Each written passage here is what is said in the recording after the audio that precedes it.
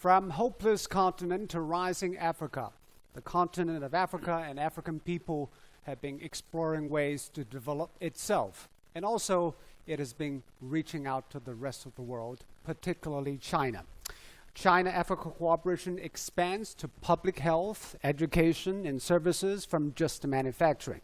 But of course, we know COVID-19 changed the global context and also brought challenges to African and Chinese. So what are the new difficulties facing China and Africa cooperation? What has COVID changed in Africa and in China?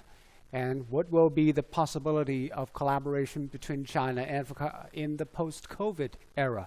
I'm very honored to be joined by some distinguished guests today to talk about these issues.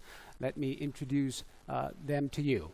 His Excellency, Mr. Toshimi Toga Chanaka, Ethiopian Ambassador to China. Welcome, Mr. Ambassador. Thank you. His Excellency James Kimonyo, Rwanda Ambassador to China. Welcome, Ambassador. And Dr. Babatunde Ahonsi, UN Resident Coordinator. Welcome, Mr. Ahonsi. Glad to be here. And Ms. He Wenping, Senior Research Fellow of the Chinese Academy of Social Sciences. Ms. He, welcome. Thank you.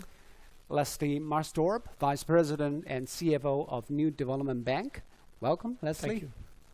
And Jeremy Stevens, Chief China Economist at Standard Bank in Beijing. Stephen. Hey.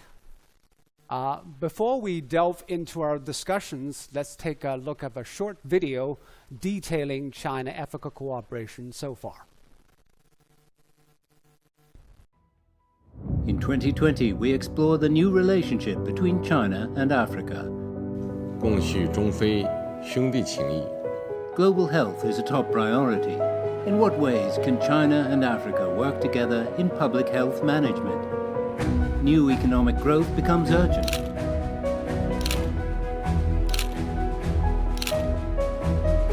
Food security concerns everybody.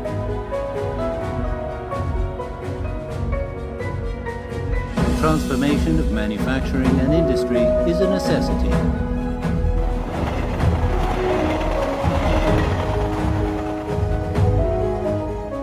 How can cooperation promote bilateral development and meet local needs?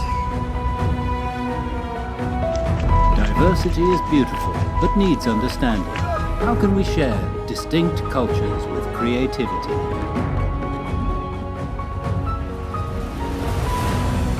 Discover a different Africa in CGTN Think Tank's special China-Africa Forum. Seen some very inspiring pictures for Africa and African people. The concept of African century was actually raised by African leaders in the 1990s, and we have seen rapid development of the continent in the first 10 years of this century. But COVID-19 obviously it could be a disruptor. In what way it has changed the vision of Africans for the future development? Ambassador, let me start with you. Thank you very much for this opportunity. I wish to start by thanking CGTN and the China-Africa Business Council for organizing this forum. I believe such forums are very important, and we should continue debating and discussing about Africa, about China and Africa relationship. Now, Africa is a continent, a very huge continent.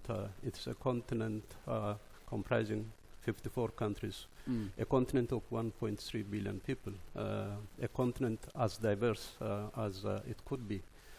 So making generalization about Africa, I think, as one country will be misleading. So we need to make we need to be very careful in making generalization about Africa. Secondly, there has been narrations set by non-Africans, by the Africans, and as you rightly said, that Africa has made great strides as a continent, and there are several countries, including my own country, including Rwanda, and many others that have made significant progress in terms of economic development, in terms of, I think, political and democratic discourse, in terms of human resource development, and so on and so forth. Now, we have made pledges that, or claims that have been made that 21st century is an African century. I personally believe that Africa should claim a century, and if we have to claim a century, it should be the 21st century. I know there are other continents that also claim 21st century, but we can both claim, I think, Asia, and it is not really about competition. Now we have COVID, and we are amid the fight. Yes, we have are facing, I think, a tremendous challenge.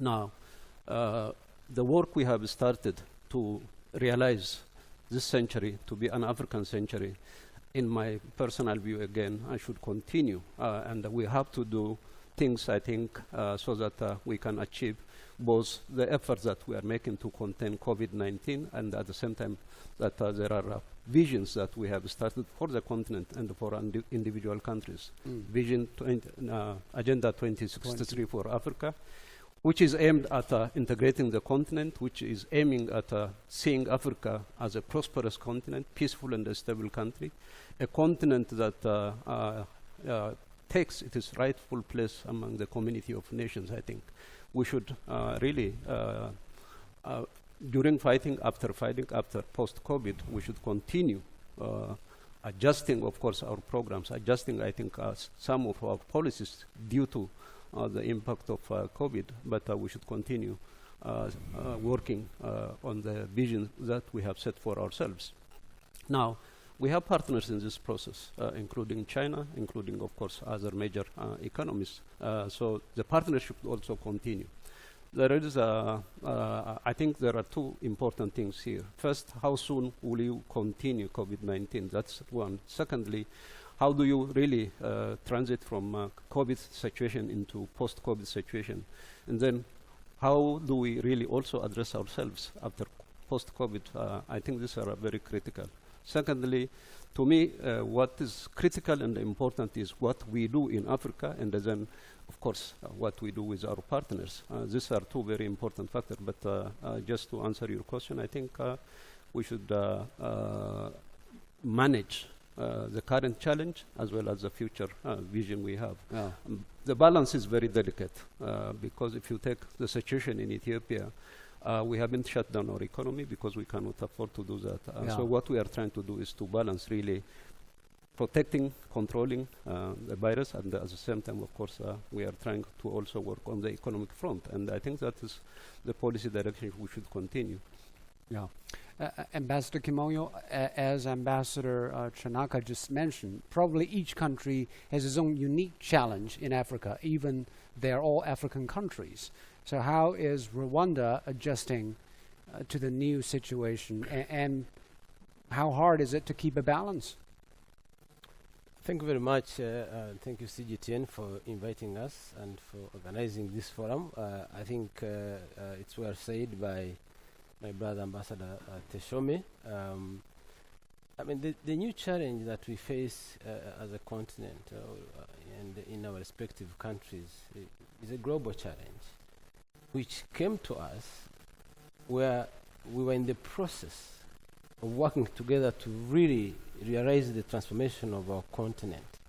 Just to give you a sense of how this impacted on the transformation of our own country, by the end of 2019, our economic growth was 11.9%. It was double digit. Probably one of the fastest in the world. One of the fastest growing economies. And suddenly, because of this pandemic, the economy dived from the cliff to the negatives, below x-axis, to less than 2%. And this is the same situation in many other countries. And if you may want to look at what has been happening on the continent, especially what Ambassador just said on realizing the pillars that are contained within the agenda, African Agenda 2063, you look at the components under that and things that have been happening. Taking an example of CFTA, the Continental Free Trade Area, which is a pillar that opens up the continent to become a market of 1.2 billion or so. But because of this pandemic, we cannot move. Goods can, hardly move from one country to the other. Cross-border trade has been impacted on. But I think we should not be pessimistic. I think we should remain inspired by what our continent is doing. in terms of saying, let's put in place effective measures to deal with the current challenge, while also looking at the recovery process and the recovery strategy. What are the drivers that will take us out of this kind of a situation?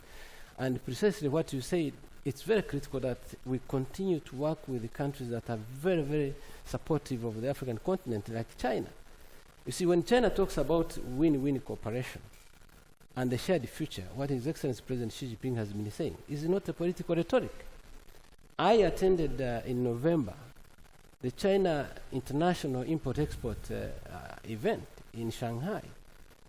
I visited the booths and I saw so many countries, not only developing countries, but also advanced economies present in Shanghai, displaying their own products to the Chinese market. While at the same time, the Chinese companies were also displaying their products to the rest of the world. So to me, that looks as a way of achieving this win-win cooperation. People may argue about the trade balance issues, but I think the strategy here is not to lament. The strategy is to bring more investors on the continent, and China is precisely doing that, which will increase production in our own countries for exports to China and other markets in the world, but also helping our industrial development to make sure that we create value chains to be able to achieve what is embedded within the African continental free trade I bet area. you want to see more of that because you served half a year ago. That's the first international expo probably attended when you came to China. Yeah, that was a testimony of what is being said here and what exactly this government is doing. Mr. Hosey, I know that you've been serving as a UN resident coordinator, and coordination obviously is important for African continent.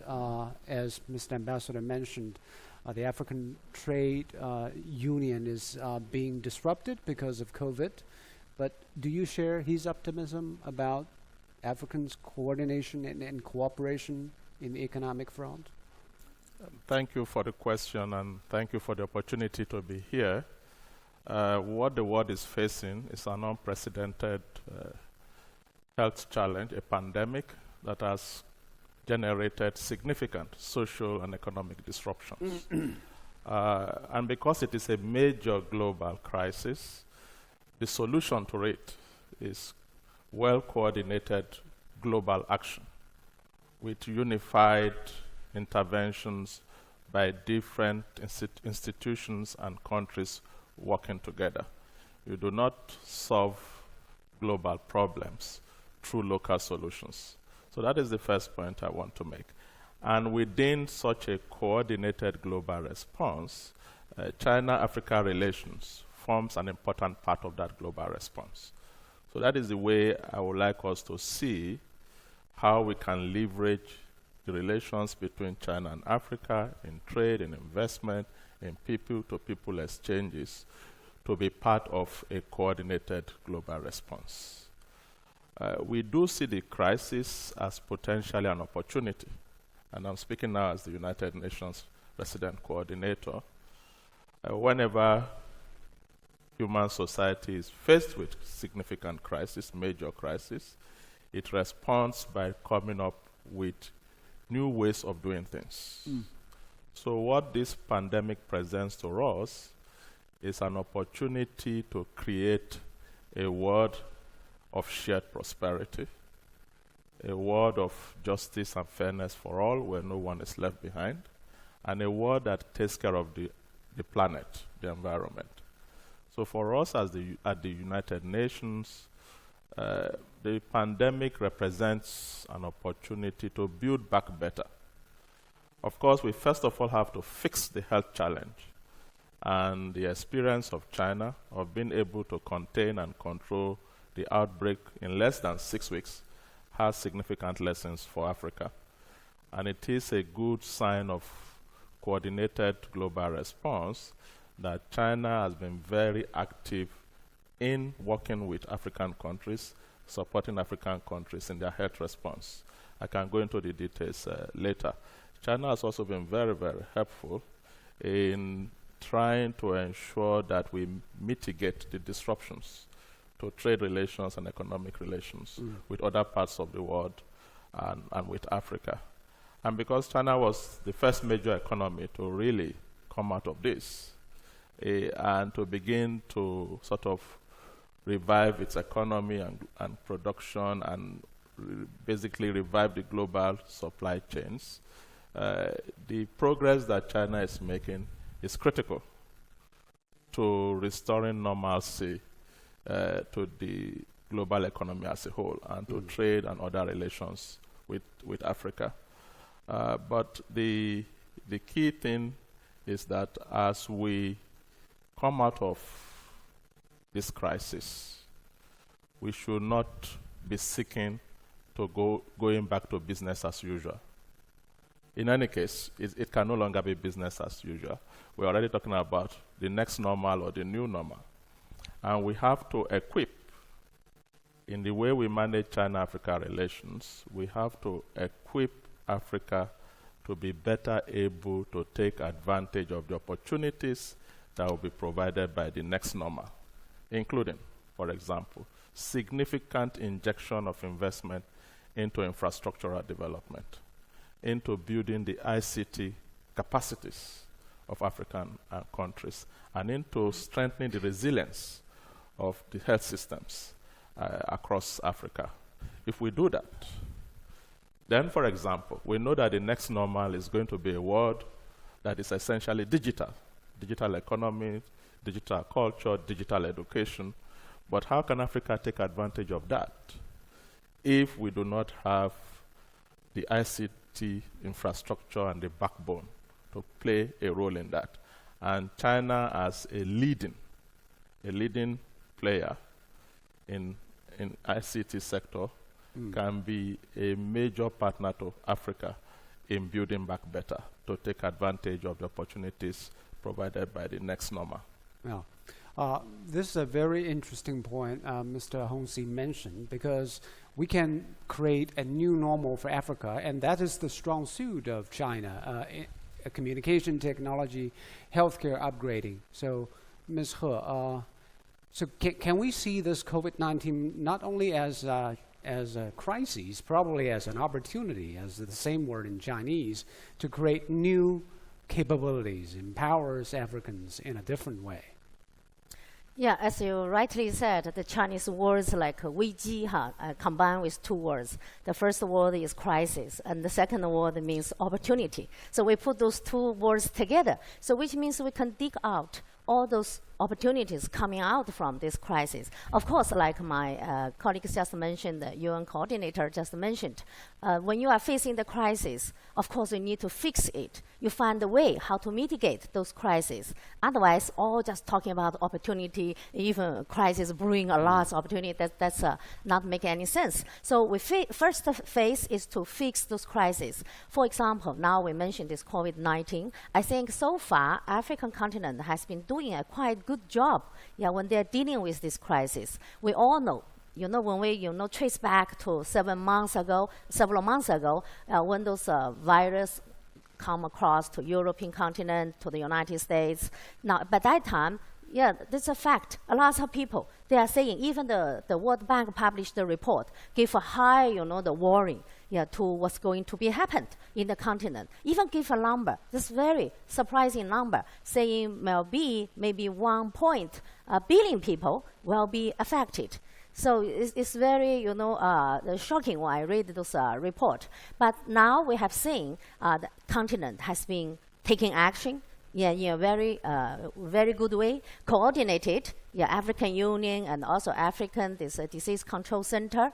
And also, because recently I've been writing a paper, and I do case to case from country to country to see those measures has been taken. For example, Rwanda, like Ethiopia, two excellent ambassadors has been here. So the two countries have been doing very good job.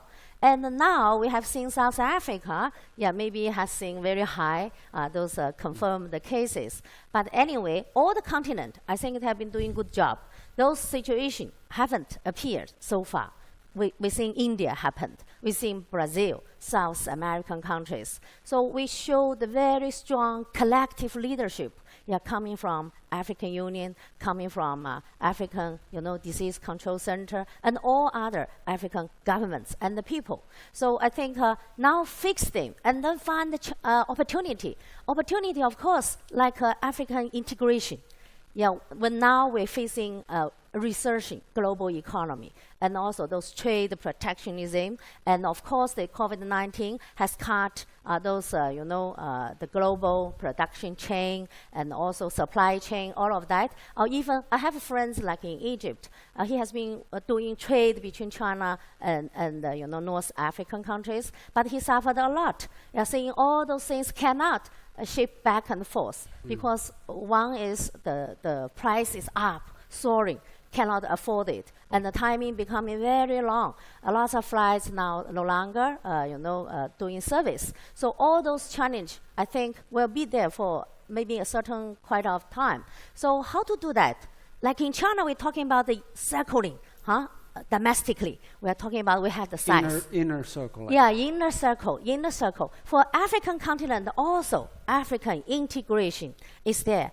54 countries. So they also need, this is the getting potential and opportunity out from this crisis. Maybe they were becoming a push for this African integration. So they've been doing that. African integration. Another opportunity is this digital economy. Digital economy nowadays, we couldn't go to Africa to do the workshop, and African friends cannot come over to do workshop. But now we do it via the satellite, Wi-Fi. Even yesterday I was recording a lecture and then saying this lecture will be making into this kind of video and then disseminate it to our African friends there. So we are continue to do that. Of course, it cannot be face-to-face, but we are developing this digital economy. Digital economy, I think they are booming right now, even though other industries, suffered. So this is the same for Africa also. I also know Rwanda has been doing a very good job. Even days back, 20 years ago, I was there in Rwanda. I spent 3 months there. And even by that time, I heard a very encouraging slogan saying the country, in a hurry, a country in a hurry. And then Rwanda is, making themselves as a hub, ICT hub for all the Eastern African community, or even go further. I think this has been proved that in recent years, often come to get a lot of new development from Rwanda. So like World Economic Forum, Rwanda has been successfully holding, this summit. Bring a lot of people from the world to talk about how to revive the economy. So I think digital economy not only happening in Rwanda, also happening in Ethiopia, happening in Nigeria, the most populous country. So all over the continent. So that's a new area. So many are just to pick up this one. We'll probably talk about digital infrastructure later on. Leslie, you just came back from South Africa, I guess 6 weeks ago, but your country is still deeply troubled by COVID-19. How would you describe its resilience, and what has your country's decision makers come up with to deal with this? Thank you very much for the opportunity to be here. I think it is important to look back and set the context, because COVID is a 2020 moment, if you like. It's important to understand that South Africa over the last 10 years have had very sort of stagnant growth of less than 1% compared to, Ambassador Chanaka there will tell you that Ethiopia is growing at double digits, for example. So South Africa, the starting point, the original conditions as we entered the COVID crisis. But you are the most advanced economy before COVID now. Exactly. The government and the public policy makers responded with speed to contain the public health crisis. There was a very early lockdown which deepened the economic crisis. As you know, many of our African economies are driven by small and medium-sized enterprises which were heavily affected, and large numbers of jobs have been lost. It's projected now that up to 1 million jobs would be lost in South Africa. The last time we lost 1 million jobs was in the 2008-2009 crisis. But are they going to last forever, or just... Very good question. Right now, there are a number of sectors where lasting damage will be done. As you would have heard from the number of colleagues here, different of the African countries have unique features which affects how their countries are responding to the pandemic. For example, some countries are heavily affected by the decline in tourism, countries like Botswana, Mauritius and others. Other countries are heavily affected by the significant plunge in the demand for commodities like Nigeria, like Angola and so on. Other countries that are dependent on trade, on remittances. So it depends on all of those variables to understand the impact of COVID. In South Africa's case, it deepened an already existing economic recession. This year, it's projected that, I was just speaking to Jeremy, who's the chief China economist here, that this year we projected to have negative growth of minus 8.5%. 8.5? That is probably the worst in several generations in South Africa. Our budget deficit is going to be in double digits, again, the worst in about 28 years. So the conditions that we are faced with now looks bleak. But I do want to end off though with a very optimistic note. The ingredients for medium and long-term economic growth in the continent and what you call the African century are still very robust. We have a very strong demographic dividend.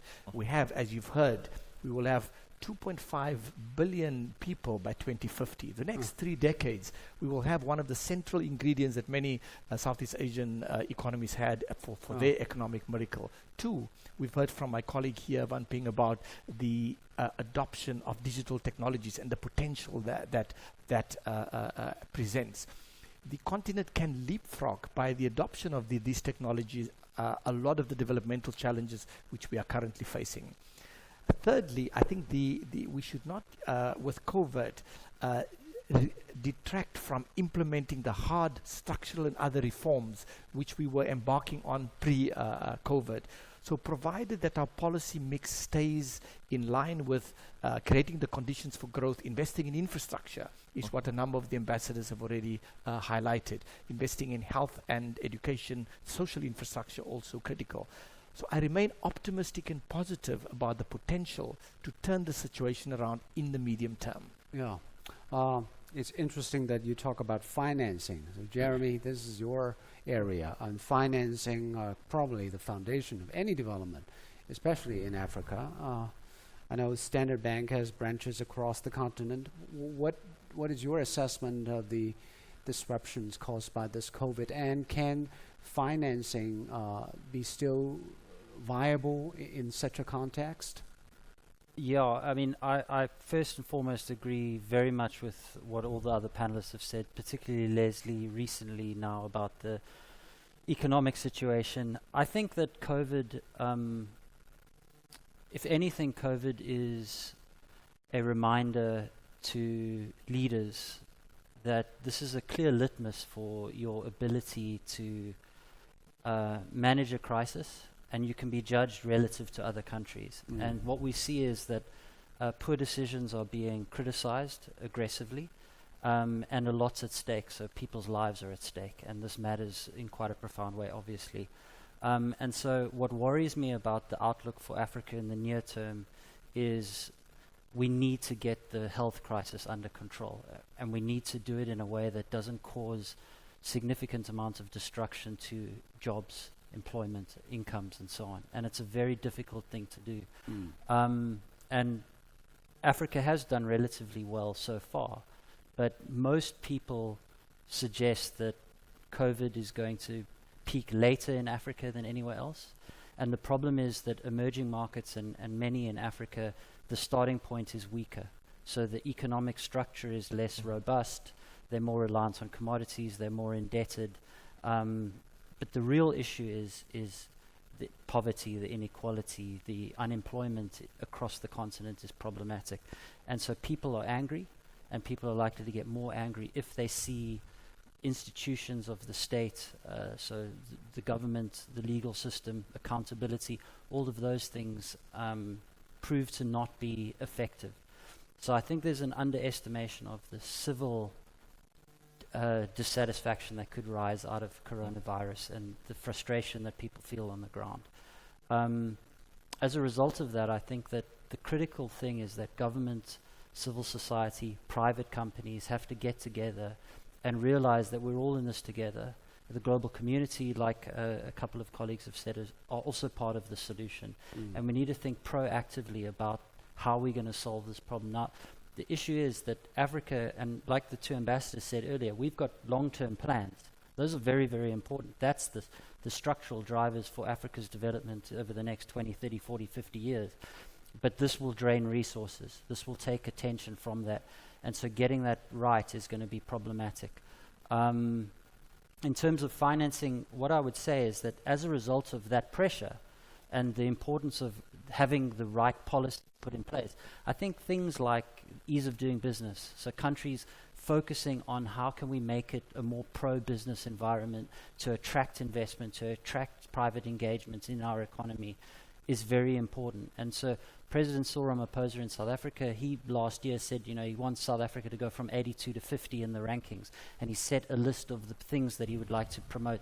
I think that that's very important for across the continent to become more competitive. And to give context to that, so over the last 5 years, China's improved 20 points in its ease of doing business according to the World Bank. The only African country that compares as favorably is Kenya. There's been lots of progress in Ivory Coast, Rwanda, and so on, Ethiopia. And those are the economies that are growing the fastest in the world, right? So getting the detail right actually matters. And it's easier said than done. I mean, I live in China. I've been here for 10 years. I can tell you, every day there's a new policy announcement. Every day there's a policy discussion. Every day there's something. Li Keqiang's cutting business taxes. He's cutting bureaucratic red tape. On your news program, every day there's stuff to talk about, or what the government's doing to support SMEs, to support university graduates. This is the focus of policy. But you're going to be judged on how effective your policies are in dealing with issues. And so that's the issue that a lot of African countries are going to face in the next while, is because you can actually see what's working in other countries, and it's because it's about your relative position as much as it is your absolute condition. No. That's a very good point Jeremy mentioned. Be it epidemic control or long-term economic development, it definitely needs the government to deliver good governance and a good relationship between businesses, civil society, and the government. I believe Ethiopia and Rwanda have done exemplary jobs in some areas. Could you please share with us why you've been doing well in the way that you did, and what can be learned from other countries in Africa? I think why Ethiopia has been doing in the last 10-15 years has been doing, I think, a very good work. The first point, I think, is we have a very committed and a strong government that is development-oriented, people-centered, and focused. Second, we have defined what we call homegrown economic reform program, economic policy that suits the Ethiopian situation. Okay. In the past, as you might recall, that we have been policy prescribed from outside, and it did not work. So countries like Ethiopia, countries like Rwanda define their own policy and their strategy. They have set their own priorities. So we have been doing extremely well. The last 15 years, our economy grew at double digit, around 11.2. And that is when we met actually COVID-19. Now, Ethiopia continues to reform, political reform, economic reform, civil service reform, justice reform, business environment reform. And the top leadership has taken that responsibility very seriously. If we just single out what Prime Minister Abiy tried to do in the last 2 years he has been in office, he has committed himself, his government, to make Ethiopia one of the competitive country in terms of doing business in Africa, and we have made, I think, good progress. He is in charge of investment activities. He is in charge of major reform programs. So homegrown policies, strategies, depending on your comparative advantage, I think is one thing that made Ethiopia make a very important move. Secondly, Ethiopia was not alone in this process. We have partners, partners like China, partners like Europe, partners from other parts of the world. But in that partnership, of course, again, what is critical is what is your priority? So you want your partners to work with you in the priority you have defined. That was, again, a very key action that Ethiopia has taken. Secondly, we knew that we should start with agriculture. Without transforming agriculture, we knew that we cannot move to industry simply. So these are some of the key strategies and policies that we have adopted to ourselves. And then, of course, we realize that government alone cannot do this. That's why we have opened up the country for foreign direct investment, and then we have given ample space for private investment domestically. So we have actually several economic actors joining hand and working with the government. Trade has improved, but we definitely need the supply side constraint, value addition in our export items. We have also made. Do you feel the disruption of the value chain that is rippled across? Well, there has been some, but again, in terms of trade, I think we have done, in fact, well this year. Lucky for us. But in terms of foreign direct investment, there has been some disruption because people cannot move. Unlike trade, investors should move from one place to another. Investors from China, for instance, they should go to Ethiopia. But initially when COVID was reported in China, people could not move from China. Yeah. And now when China contains the virus, then Ethiopia is fighting the virus. So there is a gap. And that's why we are saying that in order to overcome this challenge, that we need to work together. Containing the virus in one part of the world will not do the job, will not definitely bring us together. So we have to really define, and I think I should recognize the effort that is being made by United Nations, and United Nations has been delivering and working, I think, with governments in Ethiopia, in Africa, and I think as Babatunde said, that even here in China, they have been working with the government of China, which is, again, global coordination, regional coordination becomes extremely important. Ambassador, what do you want to share with us, your country's resilience? Thank you very much. I think, like the way you wrapped up the question, we have had wonderful plans across the continent, and if you like, beyond the continent.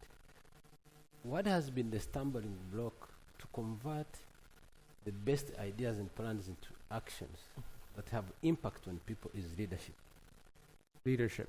And the reason why China has been very successful in the last 4 decades, you look at the leadership of this country and what it has done, absolutely, it's about leadership. In our respective countries, when you look at Rwanda, bearing in mind that we started at a very low base, based on our history that destroyed our society, we had nothing, absolutely nothing. And 6 years later, after the genocide in 2000, we came up with the Vision 2020. And underneath that, we had pillars of achieving that vision, in which we wanted by 2020 to become a middle-income country, with a GDP per capita on average of $1,000. We have not been able to achieve that, but when you see the transformation path and what Rwanda has achieved in the last 2 decades, it's just incredible. Because just using some figures, even what the United Nations generates, around 2000, Rwanda depended on foreign aid for the national budget by 70%. 70%. 70%. 30% was domestically generated. Today, as we speak, it is the reverse. We actually receive 15%, 85% is internally generated. That's an indicator of clear success story of Rwanda in the last two decades. When you look at the poverty levels, in the year 2000, we had about 60% of people living under poverty line. Today, we are talking about less than 35%. 35%. We are talking about 40% of extreme poverty. We have now gone down to 15%. And in terms of GDP, we were at $230 per capita. We are now at $825. Those are the numbers that will show how Rwanda has been transformed. And how did this happen? It is because we took dedicated and focused policies to transform the lives of our people within selected sectors: agribusiness, infrastructure, governance, social welfare of our people. And as Jeremy just mentioned, we looked at it and said, as much as we want to have an effective governance system, at the end of the day, it's not about political governance. It's also about private sector involvement and development partners. And therefore, we created an environment for companies, foreign companies and local companies to invest in a specific projects. That made Rwanda for so many years now, even as we speak today, Rwanda is number 2 on the continent in terms of ease of doing business. And we have been maintaining that position for the last 5 years. What does that mean? It means you have undertaken reforms, extensive reforms that allow foreign capital to come in and develop your industries. And that has really been a wonderful experience for us, and China has been a part of it. Of course, our development partners have been part of this whole process. But I think at the end of the day, what is very important is to create that positive environment for people to do business, the locals, but also international companies. So that's what has made the entire business ecosystem to be effective and to have a very huge impact on our transformation. Very thankfully, our guest speakers have been providing insights towards African development, business environment, international organizations' role. But what is the difficulty and opportunity of Africa at this particular time from a journalist point of view? I'd like to connect with our guest speaker, Mr. Eric Bigon, who is the news reporter of KBC TV. Let's talk to Eric.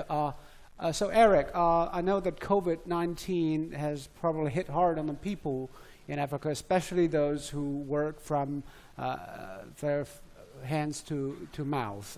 Those are informal businesses. Can you tell us what kind of a disruption it is to the everyday people's life in your part of the world? How would you describe the unemployment issue there? Thank you so much. Thank you for having me on board. What I would say is, yes, the impact of COVID in Kenya and to low-income families has been terrible, to say the least. The full extent, however, of this impact in Nairobi, let's say, to people who operate low-income areas is yet to be known. I remember the pandemic has just exacerbated the already bad situation, given that unemployment was an issue even before the COVID outbreak. It is evident that the measures put in place to stop the spread of COVID-19 have disrupted in labor markets and led to significant income loss for many low-income households. It is also apparent that only a few have financial resources to weather this storm, let alone provide additional care for loved ones who are in need. In Kenya, there was recent data that was released by the Trends and Insights for Africa, popular as TIFA Farm. And it shows that at least 30% of low-income earners in Kenya have lost their job since the government instituted restrictions to curb the spread of COVID-19. The report further shows that at least 60% of those who have suffered loss of daily earnings at the time wanted the government to lift restrictions that had been put in place to curb the spread of COVID-19. These would pave way for them to resume their normal economic activities. A majority of those surveyed wanted to get back to their day-to-day activities, even if it meant this was going to increase the rate of virus spread. The report further says low-income neighborhoods in Nairobi, you must have heard of Kawangware, Kibera, Mathare, Kariobangi. You know, as a journalist, I've been able to visit and interact with residents of these areas. Kibera, for example, is one of the largest informal urban settlements in Kenya, and a large percentage of those who reside in the slum are daily wage laborers who work at not too distant industrial area. Many here have been struggling to put food on the table as their work dried up after the pandemic. In fact, self-isolation and quarantining appear totally unrealistic in this huge settlement with high poverty rates and poor infrastructure. This is not the only downside of the pandemic. This survey showed that there had been an increase in crime since the Kenyan government rolled out various protocols to contain the virus spread. Those who were interviewed called on the government to end the curfew and the movement restrictions so as to allow their economic activities to continue. Similar sentiments expressed during my interactions with most of the people residing in informal settlements. Numerous incidences of pickpocketing and muggings have been recorded since the measures came into effect. Cases of theft and thuggery have grown twofold compared to the period before the pandemic. To this day, concerns abound that the levels of crime might rise due to economic implications of a lockdown. Eric, It was therefore you not also right. have Yes. questions When concerning President Kenyatta last China movement development. I presume that you want to ask because we have ambassadors and also bankers and scholars with us today. What will be your question? Come up again, please. We've been talking with ambassadors, scholars, and also bankers on China-Africa development. I was told that you have questions for them. I would ask if, in their opinion, what do they think of the pandemic and Africa post-pandemic? Is what we are experiencing now likely to jeopardize the relationship that exists now between Africa and maybe China? Mr. Hongsi, would you like to answer that question? How long gotta stay? I'm happy to answer the question, and it's a very important question. I do think that the first thing is to see what is it that Africa can learn from China's experience in dealing with very rapidly containing and controlling the outbreak, and carefully opening up the economy and restoring normalcy. I think there is a template there. Probably there are some things that Africans can learn, probably some things that are different and cannot be copyable. But also, I mean, there are some things that are uniform when you look at countries that have been successful in containing and then reopening their economy. I mean, I think we've all made the point today that the first thing is you have to contain the outbreak. Otherwise, you can't possibly open up your economy and revive your economy. I mean, that's one first lesson that we all learn from China. The good thing among all of these lessons is that China is willing to and has supported efforts, in fact, led initiatives to share these lessons. Also, we know that China has been very, very active in equipping African countries with the materials that are necessary, the PPEs, the medical supplies that are necessary to be able to take that first step in reopening your economy in a sequenced, careful way, and talking about recovery post-pandemic. So I think it's very important. That health element should not be separated from how to get your economy back up and running. I think that is very, very important. The relations between Africa and China can be part of and should be part of what we're saying, this coordinated global response to a global challenge. National unity and national leadership is important, but so is international solidarity. And as you know from the June extraordinary summit that was held, China-Africa Solidarity Summit against COVID-19, it was very clear and I think President Xi Jinping has also stated this clearly, that when a vaccine is developed, if China is successfully develops an effective vaccine, it will be made available as a global public good. Those are the kinds of actions that are required for all countries, including countries in Africa, and for the world to come out of this crisis and build back better.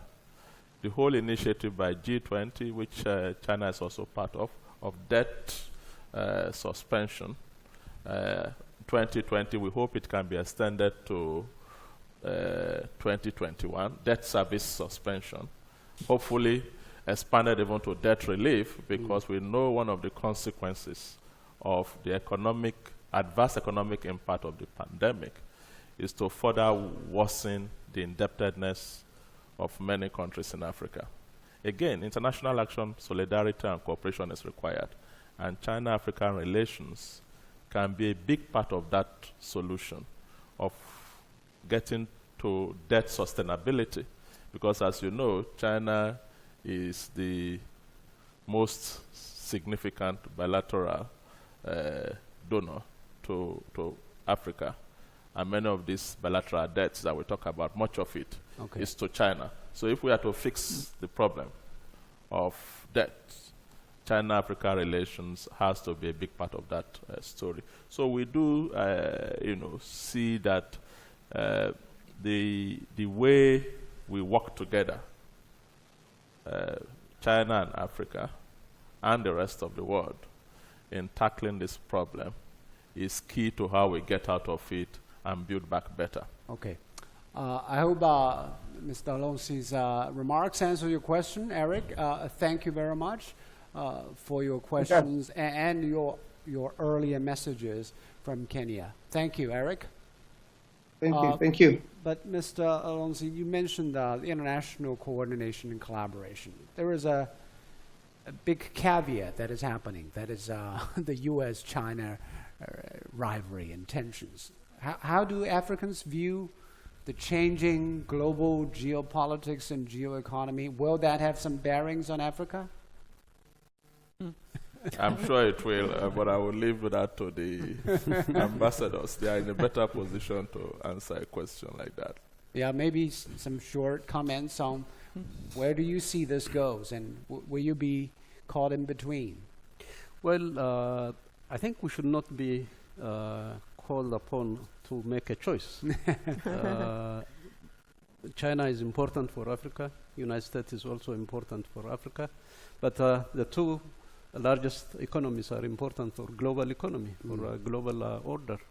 So our appeal has been that they should really sit around the table and try to address this challenge, because that will affect, I think, significantly. And I think we have seen something even during COVID-19. The two countries have not been working together. Had they worked together, I think we would have seen even a much better response to COVID-19. But the thing is that global trade is important. China and America are two largest trading partners, and of course, two largest economies. So peaceful resolution of the trade dispute is important, and I think that is what we have been telling both sides, that they should really address this in a manner that both sides win. The global economy also wins. But Ambassador Kimoyo, the reason I asked this because earlier we talked about the upgrading of communication and electronics infrastructure in Africa. But that relies a lot on international cooperation, especially between China and the U.S.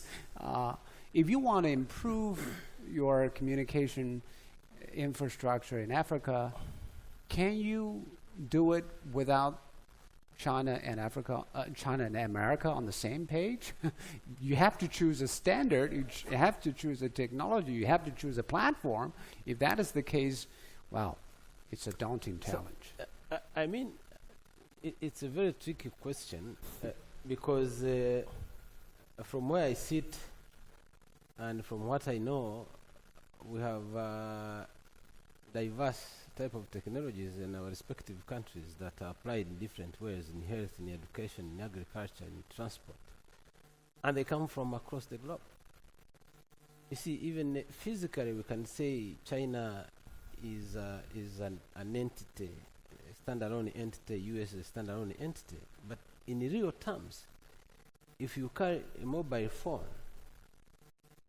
or if you look at an aircraft, when you look at the components that make that aircraft or cell phone, are not necessarily from one single entity that I just mentioned. So in reality, we are transacting, but the face of it, we look like we are so different. So as my brother ambassador mentioned, complementarity is critical. Bottom line, multilateralism is critical, cooperation among countries is critical. Whatever the differences are, it's very, very important to approach them with humility and find a solution, because technologies are created to address problems that face humanity.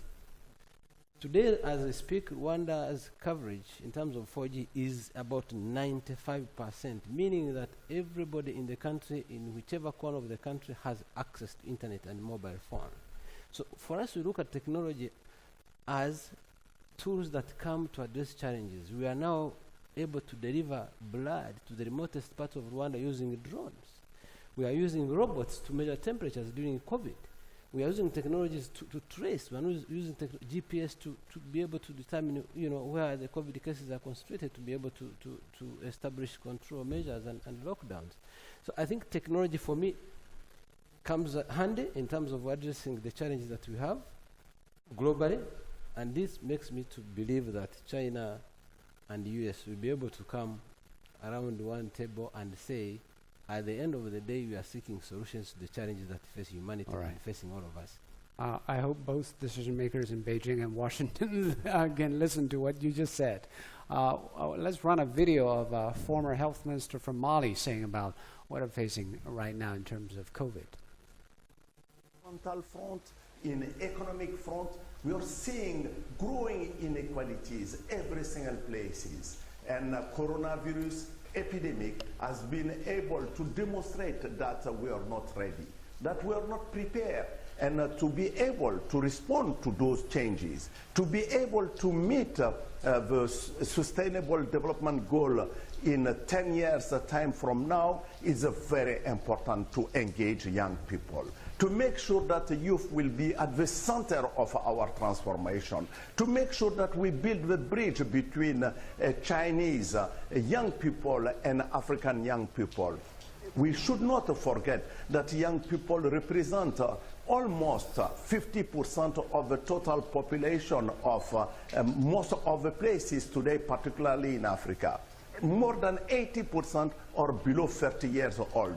So it is a force for transformation, and is important to use innovation. Innovation will be the key for more inclusive society.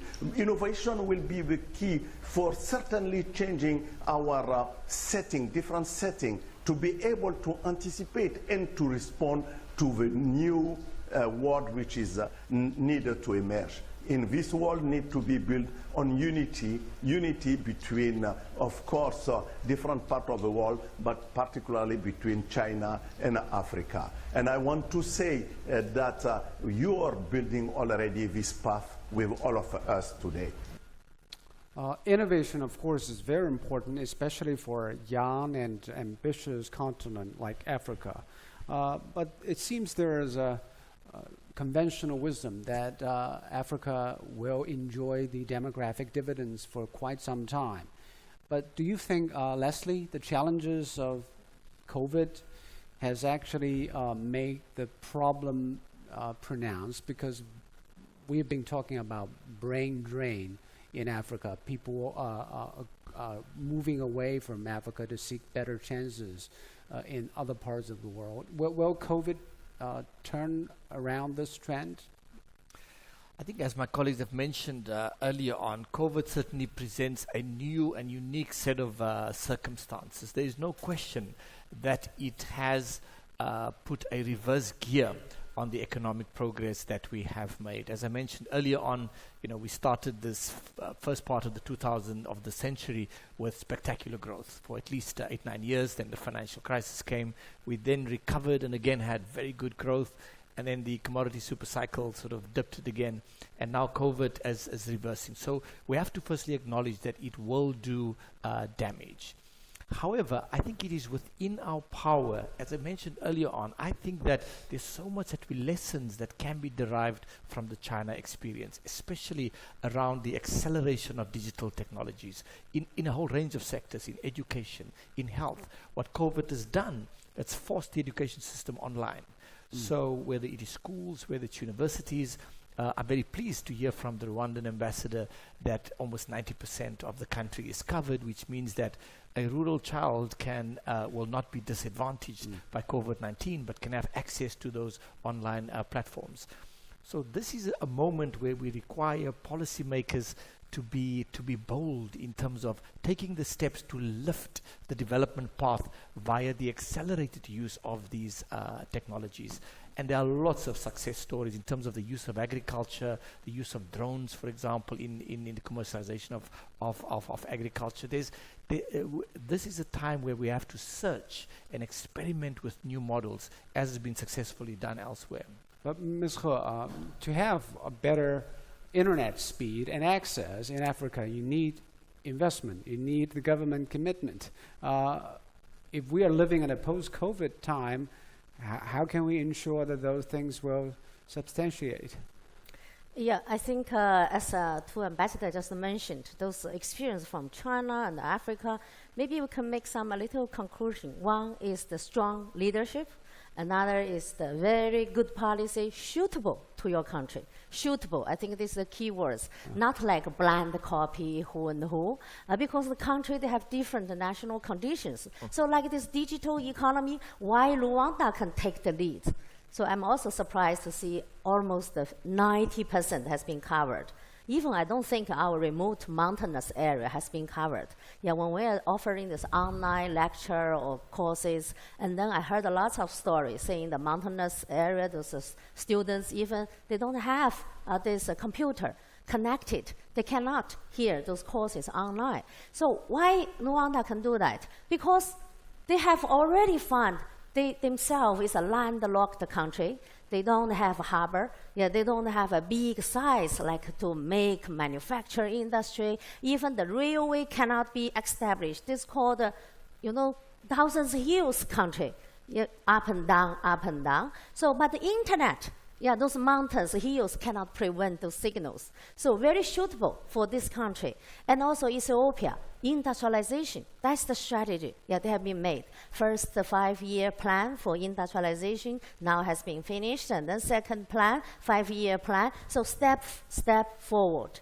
Because now they have exit, like to Djibouti, and even, Prime Minister Abiy also got Nobel Peace Prize because it has done good relation with Eritrea. So those are, and also has an exit to the outside world. So they have been doing this. Recently I traveled to Djibouti. Djibouti, tiny country, so their suitable strategy is to develop a free trade zone.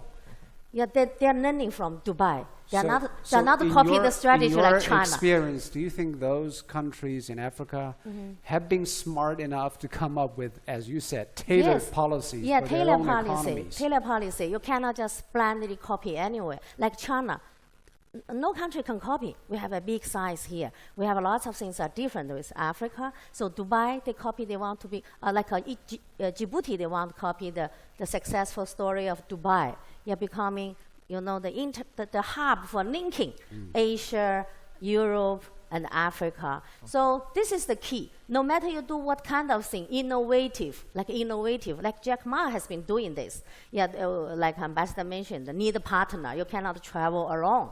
Yeah, you travel alone, you cannot travel further. You need a partner. So this partner also can offer the things you need the most.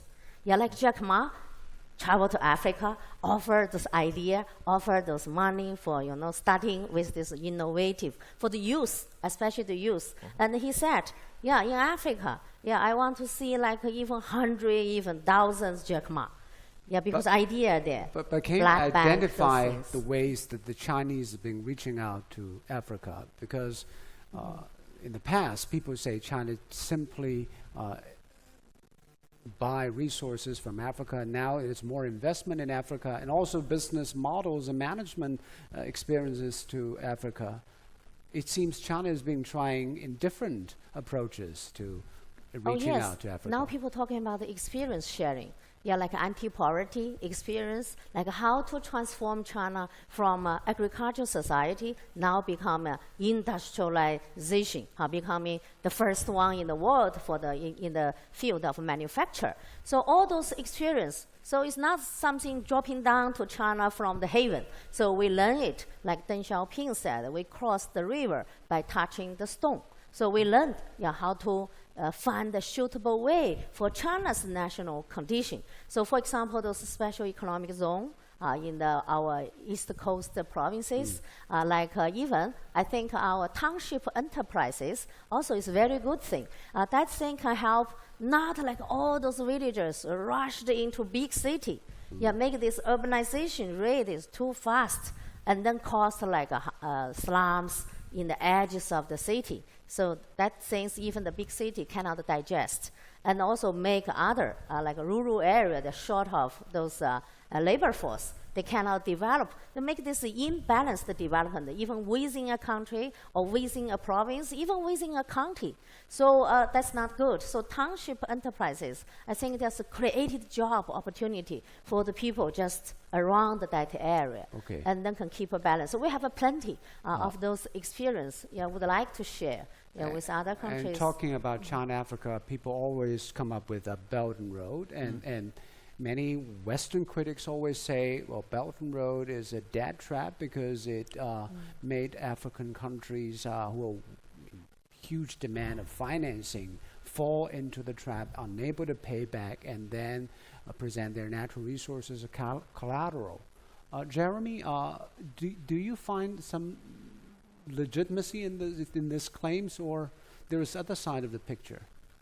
Well, the obvious answer is that Africa needs infrastructure to sort of serve as the foundation for its economic development and growth. And those partnerships with China to build roads, bridges, and ports in Africa are incredibly important in unlocking the resources and giving people access to markets and so on. So I'm very much supportive of that. To me, it sounds like a demand and supply meet in the middle. Why there is anything to be blamed about? Often the projects are difficult to pay back. They take a long time to generate cash flows. How they're structured matters. The process of tendering matters. And so there's investigations on how those decisions are made. And that sits with the government decision makers in Africa and how they're making their decisions. And sometimes those are criticized.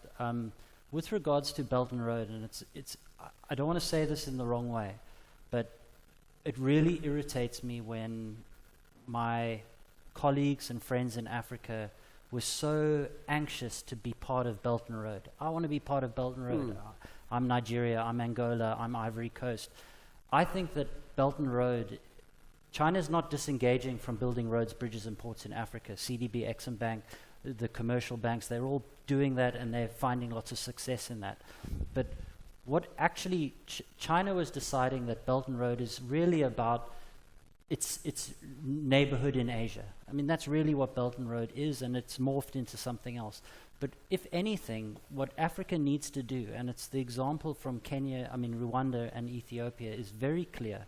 You need to align your relationship with China with your domestic and regional priorities. Yeah. And if you come to China with, this is what we want, this is the metrics we're going to measure success, this is what we believe is in our best interest, what do you need us to do to attract your investment, participation, and so on? This is what the Chinese say, win-win. No, exactly. And people are sort of, someone wins less, whatever it may be.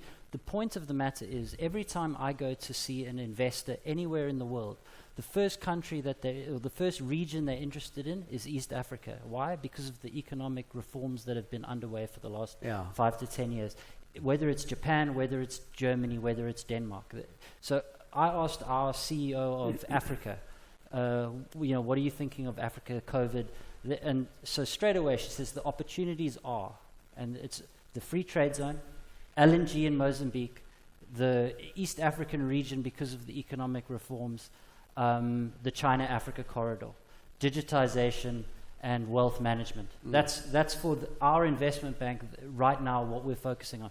The reason is because if you create the fertile environment, the businesses will come. They're gross. They're like vultures. They do it if there's an opportunity. So leaders need to incentivize and create the highways. And that's what these guys have done so well in the East African region. And so I would argue that Africa needs to create regional-minded. They need to talk to one another more. They need to come to China very prepared. This is what we want now. This is what we want in the next 5 years. This is what we want in the next 20 years. And China would be so eager to engage in that conversation. So eager. They've proven that we'll deliver on what we target, what we promise. But I think they're a bit frustrated that Africa hasn't come with a clear-minded strategy into those negotiations. And so they're starting to look Belt and Road. And so I don't really see Belt and Road as an Africa story. Yeah. But that doesn't mean that I think that they're not going to continue to build roads, bridges, and ports in Africa, because they will, because there's commercial incentives for that, and they're doing it, continuing to do it. And we as a bank obviously support that. Okay. Let's be ambitious. Let's be smart. Thank you very much. On that note, we have to conclude this year's China-Africa Forum. Thank you, ambassadors. Thank you, ladies and gentlemen. Of course, COVID-19 is a disruptor, but it could also be a corrector. So it won't stop Africa from developing. It won't stop China and Africa cooperating with each other. Let's cooperate to discover a new Africa.